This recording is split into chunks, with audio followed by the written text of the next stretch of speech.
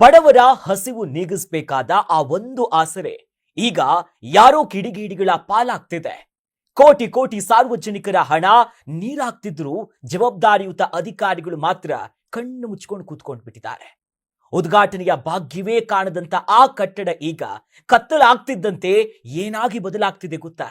ಸಾರ್ವಜನಿಕರ ಆಕ್ರೋಶಕ್ಕೆ ಕಾರಣ ಆಗಿರುವಂತ ವಿಜಯನಗರ ಜಿಲ್ಲೆಯ ಆ ಕಂಗೆಟ್ಟಂತ ಕಥೆಯ ಕಂಪ್ಲೀಟ್ ರಿಪೋರ್ಟ್ ಇಲ್ಲಿದೆ.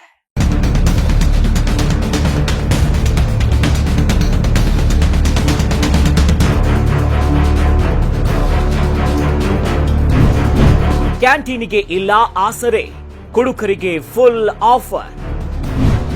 ಕಟ್ಟಡಕ್ಕೆ ಇಲ್ಲ ಕಾವಲು, ಬಡವರ ಆಸ್ತಿ ಈಗ ಹಾಳು.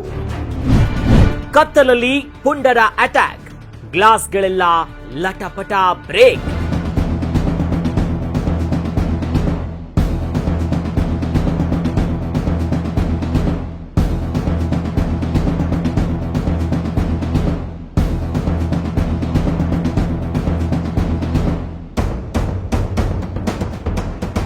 ಹೊಸಪೇಟೆಯ ಹೃದಯ ಭಾಗ ಜಿಲ್ಲಾ ಕ್ರೀಡಾಂಗಣದ ಬಳಿ ಬಡವರಿಗಾಗಿ ಲಕ್ಷಾಂತರ ರೂಪಾಯಿ ವೆಚ್ಚದಲ್ಲಿ ನಿರ್ಮಿಸಲಾದ ಇಂದಿರಾ ಕ್ಯಾಂಟೀನ್ ಕಟ್ಟಡ ಈಗ ಟರ್ನಿಂಗ್ ಪಾಯಿಂಟ್ ತಲುಪಿದೆ.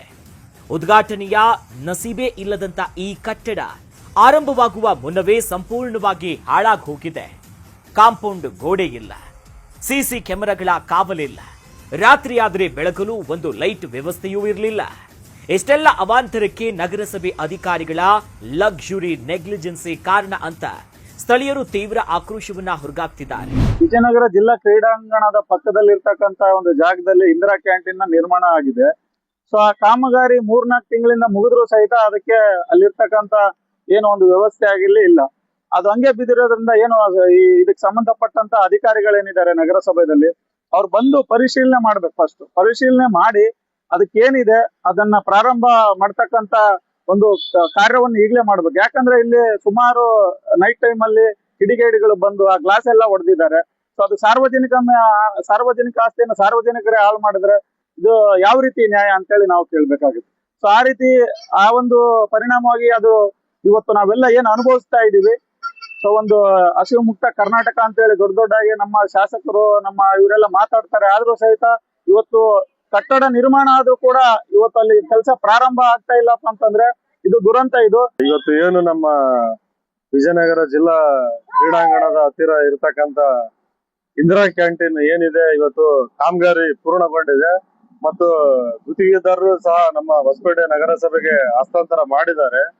ಈ ಒಂದು ಕಾಮಗಾರಿ ಮುಕ್ತಾಯಗೊಂಡಿದೆ ಮತ್ತು ಏನು ನಮ್ಮ ನಗರಸಭೆ ಅಧಿಕಾರಿಗಳು ಸಂಬಂಧಪಟ್ಟ ಅಧಿಕಾರಿಗಳು ಈ ಒಂದು ಸ್ಥಳಕ್ಕೆ ಭೇಟಿ ನೀಡಿ ಇದು ಕೂಡಲೇ ಪ್ರಾರಂಭ ಮಾಡ್ತಕ್ಕಂತ ಯಾವುದೇ ರೀತಿಯ ಕ್ರಮ ವಹಿಸಿರುವುದಿಲ್ಲ.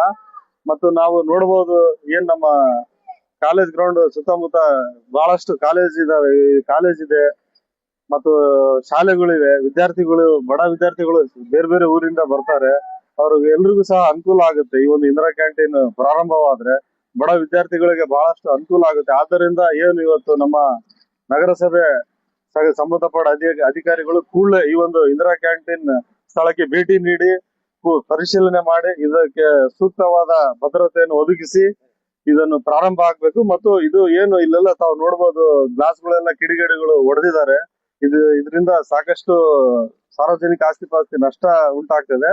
ಇದನ್ನ ಸರಿಪಡಿಸಿ ಇಲ್ಲಿ ಒಂದು ಲೈಟಿನ ವ್ಯವಸ್ಥೆ ಮಾಡಿ ಸಿಸಿ ಕ್ಯಾಮೆರಾವನ್ನು ಅಳವಡಿಸಿ ಇದನ್ನು ಸುರಕ್ಷಿತವಾಗಿ ನಿರ್ವಹಣೆ ಮಾಡ್ಬೇಕಂತೇಳಿ ಹೇಳ್ತದೆ.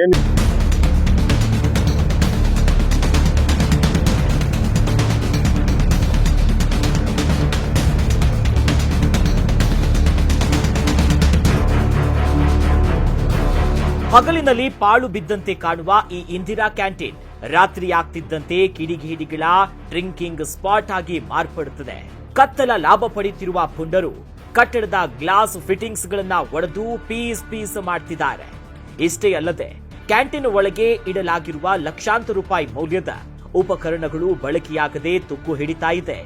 ಯಾರ ಕಾವಲು ಇಲ್ಲದ ಈ ಜಾಗದಲ್ಲಿ ದಿನನಿತ್ಯ ಕಳ್ಳತನದ ಭೀತಿ ಎದುರಾಗಿದ್ದು ಕೇಳುವವರೇ ಇಲ್ಲದಂತಾಗಿದೆ.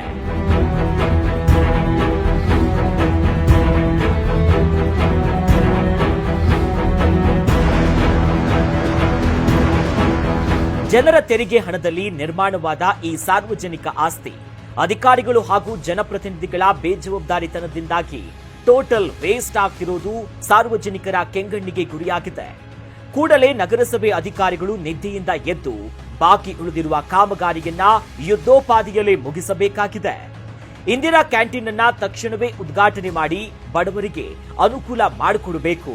ಇಲ್ಲದೇ ಇದ್ರೆ ಮುಂದಿನ ದಿನಗಳಲ್ಲಿ ಉಗ್ರ ಪ್ರತಿಭಟನೆ ಮಾಡುವುದಾಗಿ ಸ್ಥಳೀಯರು ಎಚ್ಚರಿಕೆ ಕೊಟ್ಟಿದ್ದಾರೆ.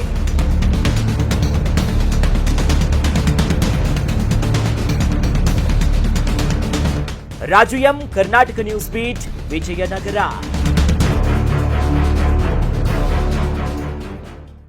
ಕರ್ನಾಟಕ ನ್ಯೂಸ್ ಬೀಟ್ ಫಾಲೋ ಮಾಡಿ, ಸಬ್ಸ್ಕ್ರೈಬ್ ಮಾಡಿ.